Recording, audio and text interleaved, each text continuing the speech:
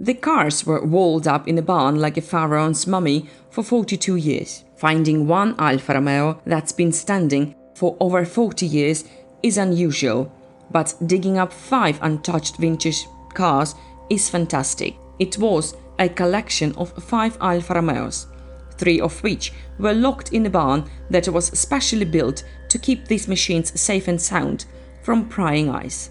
5 cars, it's cool, but there was only one rare model among them, Giulia Super 1967.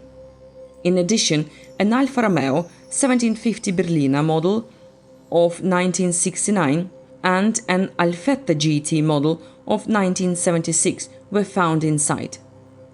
A 1962 Guilietta Spider and a 1959 Guilietta Sprint were in a separate garage on the same lot. To take the cars out, the building had to be partially dismantled. It felt like you were opening Christmas presents, when the expectation of unknown is more interesting than the result. The main thing is the process itself. Although someone will say that it was more like an examination of a car from a long-term parking place. The previous owner was a real paranoid and worried about their safety, which is why he walled the cars up. The bumpers had to be removed from 2 cars so that they could freely fit in the new home, but the huge plastic bumpers on the solid 1976 Alfetta GT remained in the right place. The bright yellow paint and large lettering make the Alfetta GT stand out as a 70s creation. Like earlier cars, it is powered by Alfa Romeo's iconic 2-chamber 4-cylinder engine. From 1965 to 1972, more than 166,000 Giulia units were produced, equipped with twin Weber carburetors and twin headlights, a 5-speed gearbox and disc brakes.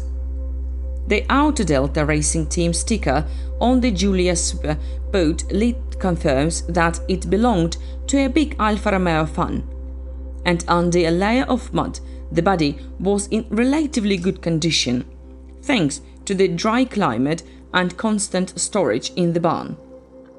Giulia's interior is damaged in some places, which is not critical considering to the age of the car, but in a completely original condition. Look at the classic 3-spoke steering wheel and umbrella-style handbrake. Under a layer of dirt, stickers were found, judging by which it was in 1978 that Alfa Romeo was last on public.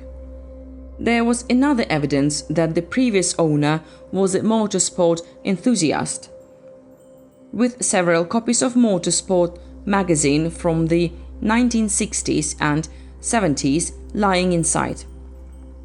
The addition to the fully protected and buried trio in a sealed barn, there was an open garage with 2 cars, Alfa Romeo Guilietta and Spider, which were also stored for about 42 years. Since there was not the slightest chance of starting the engines without risk of further damage, the cars had to be removed with the help of special equipment and strong men. Despite the roof overhead, absolutely the entire car is covered with a seriously layer of mud. This poor fella got in its time, the feeling that the car was partially disassembled for further restoration. But something did not go according to the plan. In addition to the fact that most of the external elements and optics were removed, the body was prepared for painting, and aside from a little surface corrosion, the car was surprisingly practically rust-free. Unfortunately, the parts that were removed from the car are missing, and finding any missing part can be very well cost and time-consuming. Likely, the most important heart of the Alfa Romeo 1290cc twin-cam remains in place, with a single Solix carburetor.